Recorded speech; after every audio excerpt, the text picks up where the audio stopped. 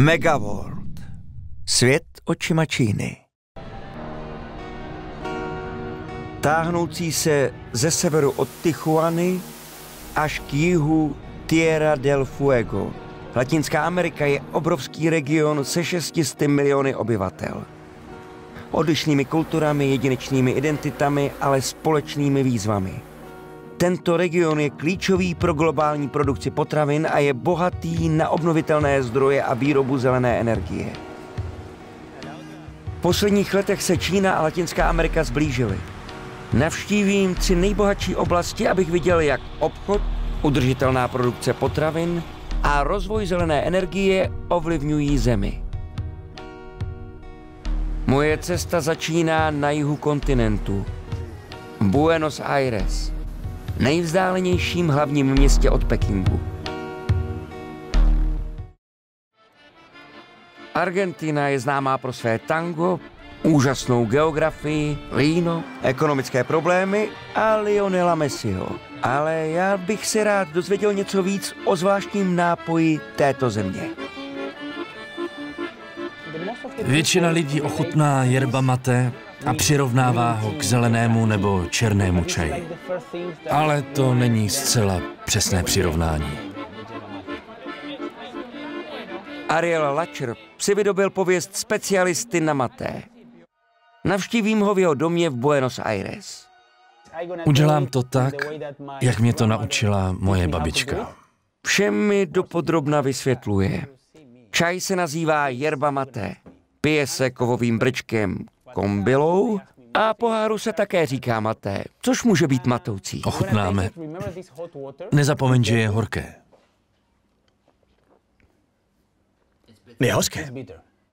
Nezasvěcený člověk se k maté musí propít. Ale tento čaj je hluboko zakořeněn ve zdejší kultuře. Přátelé ho pijí ze stejného šálku. Je to dědictví domorodců, kteří se dělili o všechny věci, o své znalosti i peníze. Říká se, že jsi bohatý, pokud se máš o co podělit. Většina Argentinců se necítí bohatí. Země je zmítána hospodářskou krizí. Lidé mají stále na paměti hyperinflaci z 80. let nebo krach v roce 2021. Chudá nebo bohatá země, maté spojuje všechny Argentince. V souvislosti s prohlubující se hospodářskou krizí přinesl letošní rok posun v hospodářských vztazích země s Čínou, která je jedním z jejich hlavních obchodních partnerů. Hodně se mluví o čínském juanu. V Argentině nedávno podepsali swapovou dohodu a vidíme, že mezi Argentínou a Čínou se nyní obchoduje více v čínské měně než v americkém dolaru, což je efektivnější, protože nemusí používat druhou měnu.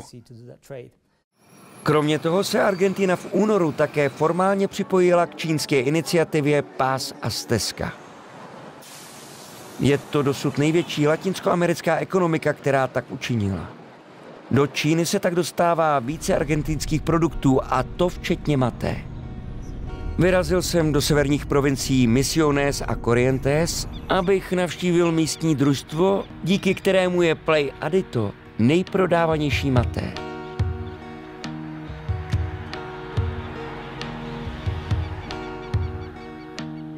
Argentina ročně spotřebuje kolem 280 milionů kilogramů yerba mate, ale roční produkce je výrazně přes 300 milionů kilo. Vývoz tvoří pouhá 2% našich tržeb. Play Adito je lídrem na argentinském trhu, díky kterému je dobře známo na celém světě. Je to dobrá značka.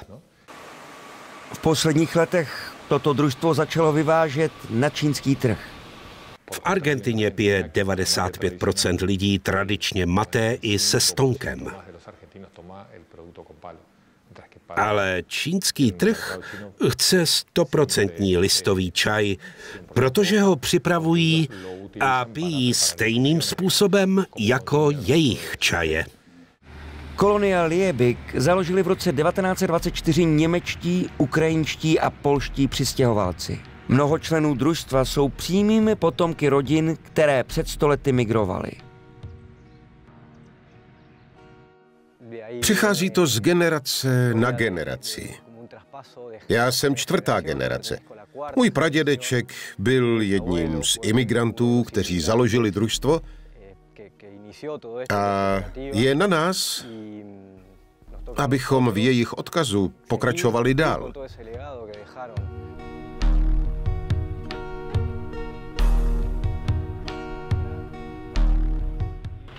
Yerba mate je velmi choulostivá rostlina. Roste pouze v téhle červené půdě. Martin Contini je místní agronom. Z tohoto důvodu roste v této části Corrientes a Misiones v Brazílii a Paraguaji. Nikde jinde na světě neroste.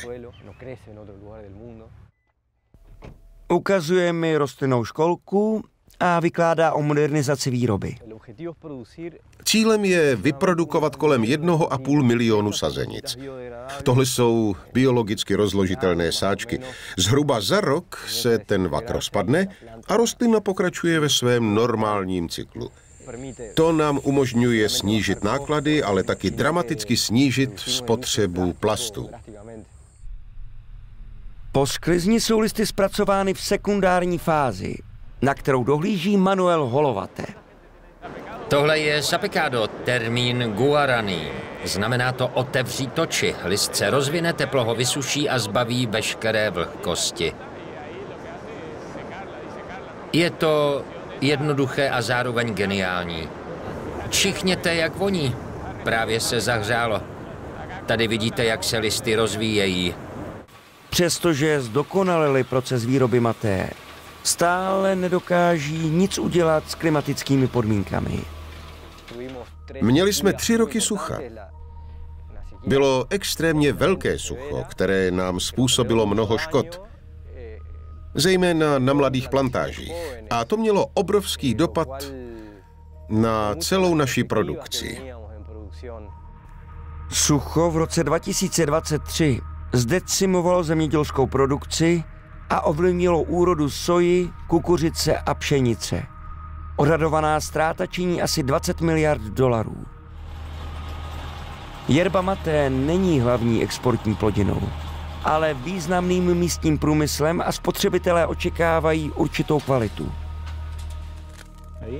Zde vidíme, že v maté najdeme zelené části, ale také kousky, které hnědnou, což je to, co hledáme. Definovali jsme senzorické parametry, které určují, jak by mělo play adito chutnat. Takže je to subjektivní? Ano, je to jako víno s maté, je to stejné. Play adito dominuje na argentinském trhu a družstvo by rádo expandovalo. Vedoucí výroby mi ukazuje produkt, který vyvinuli pro Čínu. Tohle je maté v sáčku. Tady se tomu říká kokido, jde o exkluzivní produkt pro čínský trh. Tady je název dovozce, gramáž a dokonce i nutriční tabulka. Vše v čínštině. Kromě antioxidačních vlastností a obsahu kofeinu je maté známé díky svým energetickým vlastnostem. Je fantastickým zdrojem energie. Napomáhá trávícímu procesu a tak je bez pochyby dobré pro vrcholové sportovce. Play adito se nemusí starat o reklamu. Na mistrovství světa se jim dostalo té nejlepší bezplatné publicity. Lionel Messi odcestoval do Kataru vyzbrojený kily maté, ale podle fotografie na sociálních sítích se zdálo, že měli urugvajskou značku. Argentínská fotbalová asociace rychle potvrdila, že sebou vezou také yerbu Play adito, vyráběnou v zemi. Den po vítězství nad Francií Messi zveřejnil fotografii z postele s trofejí a svým maté. Kamkoliv argentinští fotbalisté přijdou, vidíme, že se prodeje začínají zvyšovat. Jako s Messim v Inter Miami. Mít tak populární sport, jako je fotbal, kde elitní hráči pijí váš produkt jako svůj hlavní nápoj, je úžasný prostředek, jak poslat do světa pozitivní zprávu. Určitě vás to vždy zahřeje u srdce.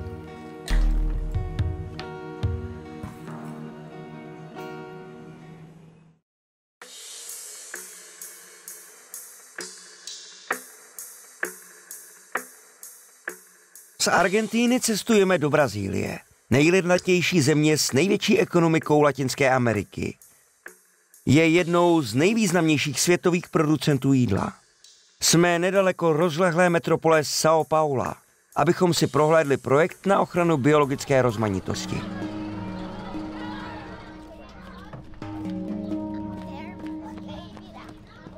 Dobré odpoledne, děti. Dobré odpoledne. Máte se dobře? Školáci se zde učí o důležitosti včel. Jmenuji se Fernando Kenzer. Jsem biolog a specialista na včely. Většina potravin, které lidé jedí, závisí z části nebo hodně na včelách. Proto musíme včely chránit, abychom měli krásné jahody. Podstatou těchto seminářů je, že je nutné chránit včelstva. Pod záštitou největší čínské zemědělské společnosti Kofko. Víte, co je pro včely největší problém? Hledání místa k bydlení. Fernando mi ukazuje včelí hotely, které mají pomáhat osamělým včelám hnízdit v městských oblastech. Včely neohrožuje jen růst měst. Pro globální trh je tato oblast hlavním producentem cukrové třtiny. A to před lety vyvolalo konflikt.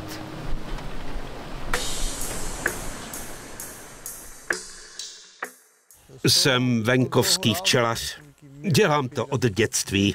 Můj otec a dědeček byli také včelaři, takže jsme třetí generace včelařů. 63letý Mauricio se celý život věnuje včelám. Vyprávěl mi, jak ho velké agropodniky málem připravili o živobytí. Když začali používat pesticidy, včely začaly umírat. Byl jsem hodně naštvaný, všem jsem nadával, bylo to hodně těžké.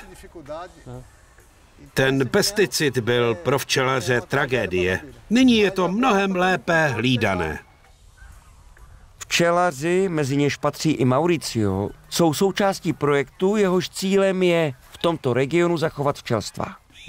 Kdybychom neměli včely, 80% veškerého ovoce a zeleniny by tu nebylo. Nebyli bychom tady na zemi.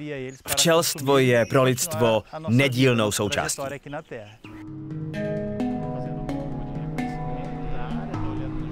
Mateus Tripody dohlíží na opylování.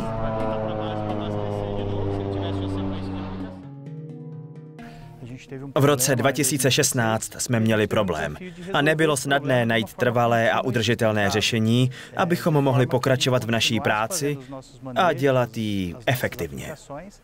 Bylo to pro nás těžké období. Hledali jsme včelaře a včelstva v okolí. Setkali jsme se s Mauriciem a více než 50 dalšími včelaři, kteří pracují poblíž. Abychom jim vysvětlili, oč se nám jedná. A že je situace naléhavá. Ptali se, co mohou udělat. Řekl jsem jim, aby nezabíjeli moje včely. Vzal mě na prohlídku jednoho z jeho včelích úlů. Moje včely jsou můj život. Všechno, co mám, je díky včelám. Moje děti vyrostly a studovaly díky tomu, že jsme měli včely. Jdeme se podívat, zda je med připravený ke stáčení.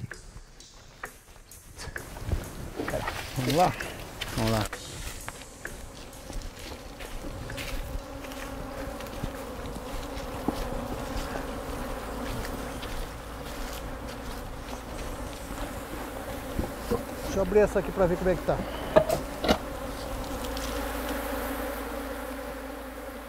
Co tam děláte? Kouř je uklidňuje. Bojí se ohně, mají z něj respekt.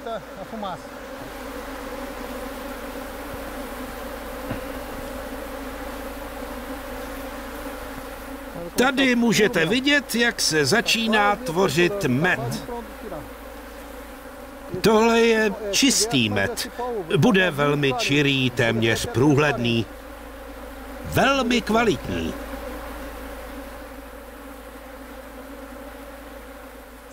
Včely dokáží uletět až 3 kilometry. Vyrazí hledat potravu 1,5 kilometru od úlu a pak se vracejí zpátky. Proto jsme kolem včelína vytvořili pásmo, kde nepoužíváme žádné chemické pesticidy. Uvnitř pásma piloti létají z drony a schazují pesticidy, aby zajistili vysokou produktivitu v oblastech, které jsou blízko včelína. Včelaři nám řeknou, kde mají úly, společnost si zaznamená zeměpisnou šířku a délku a pošle nám data. Pak v okruhu 1,5 kilometru od farmy nepoužíváme letadla. Aby se zajistilo, že pesticidy nebudou rozkřikovány uvnitř pásma, jsou letadla vybavena satelitní lokalizační technologií. Jmenuji se José Gabriel Sansone a 17 let jsem zemědělským pilotem.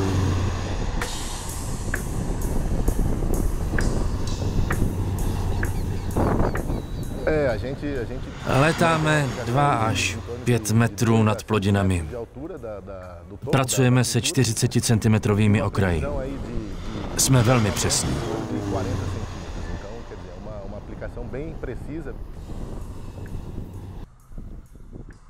Viděli jsme, jak kalibrují letadla, aby dosáhli přesnosti. Jsme na školení a pořád něco zlepšujeme. Neustále sledujeme nové technologie na trhu. A rozhodně nestojíme na jednom místě. Snažíme se vyvrátit nesprávnou představu, kterou o tomto odvětví lidé mají, když říkají, že postřiky způsobují problémy. Snažíme se používat co nejlepší technologie, abychom nenadělali žádné škody. Tento projekt je vnímán jako úspěšný příklad udržitelného zemědělství. Často se říká, že Brazílie je světovým chlebodárcem. V Latinské Americe dohlíží na projekty udržitelnosti Abdias. Tato země má potenciál dodávat potraviny do celého světa v době, kdy roste poptávka po potravinách. Máme tu krizi potravinové bezpečnosti a zároveň nedostatek potravin v některých regionech. Musíme mít na paměti, že toho můžeme dosáhnout jedině, když zachováme to, co máme. Místní včelaři říkají, že zlepšování přišlo prakticky okamžitě. Projekt opylování hodlá společnost praktikovat i v jiných regionech s různými plodinami, aby ochránila biologickou rozmanitost. Díky tomu Mauricio nadále produkuje svůj med.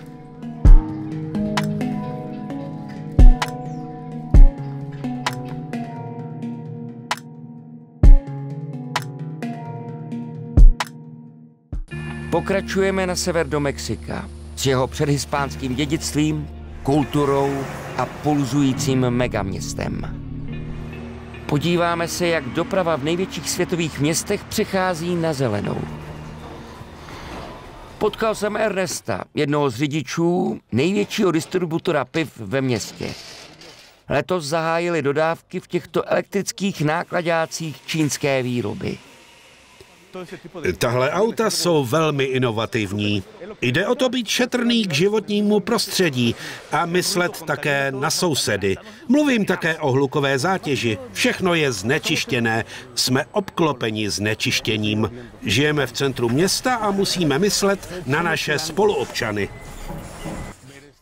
Zdejší patriot Ernesto je ohledně své práce a života ve velkém městě optimistický. Cada día es un nuevo reto, ¿no? Tener una buena cara y empatía hacia los demás, ¿no? Tyto auta mají dojezd 300 kilometrů. a mohou jet až 3 dny bez nutnosti nabíjení.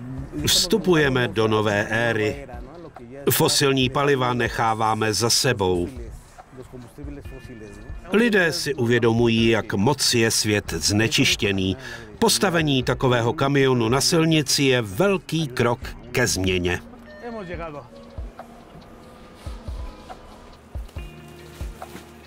Zatímco Ernesto doručuje náklad, setkal jsem se v Grupo Modelo s Danielou Perezovou.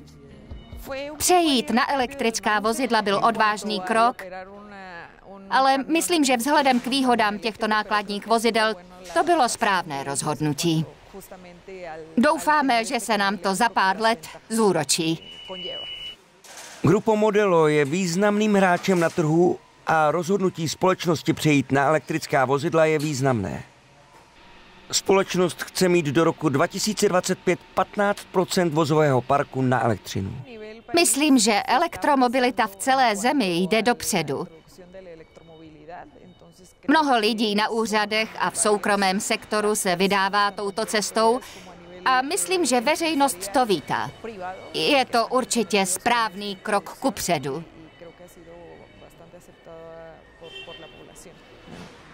Hlavní město Mexika zoufale potřebuje přejít na používání elektrických vozidel. V roce 1990 bylo Mexico City považováno za nejznečištěnější město na světě. V hluku a schonu hlavního města je těžké si představit, proč ho španělští obyvatelé nazývali americkými Benátkami. Nápovědu najdeme na předměstí. Xochimilco je oblíbenou turistickou atrakcí. Výletníci si najímají tyto barevné čluny zvané trajineras na projížďku poklidnými kanály. Vyrazil jsem s historikem Patrikem Johansenem. V aztéčtině znamená Xochimilco květinové pole. Vidíme zde původní verzi předhispánské domorodé mexické kultury. Poté, co se Patrik před 10 letími přistěhoval z Francie do Mexika, napsal více než 20 knih o jeho předkoloniální historii. Máte pocit, že jste zase v tom předhispánském Mexiku, kde nebylo žádné znečištění ani hluk? Soužití s přírodou byla filozofie Mexičanů. Žít s přírodou, ne z přírody. Dříve se vodní toky v Mexico City hojně využívaly. Až do roku 1920 bylo možné po těchto kanálech cestovat do centra města. Řada lidských zásahů nenávratně změnila městskou krajinu. Xochimilco je taková relikvie pro turisty. Stále si tu můžete koupit květiny. Ale doprava je dnes výhradně autem. Město se proměnilo v rozlehlou městskou zástavbu. Je to velké město. V této metropolitní oblasti žije 21 milionů lidí. Údolí Mexika leží na náhorní plošině v nadmořské výšce okolo 2 kilometrů a je zde mnohem méně kyslíku. Spalování je v Mexico City horší než na jiných místech a rostoucí veřejná doprava je pomalá a drahá. Proto jsme zaznamenali velký nárůst všech automobilů.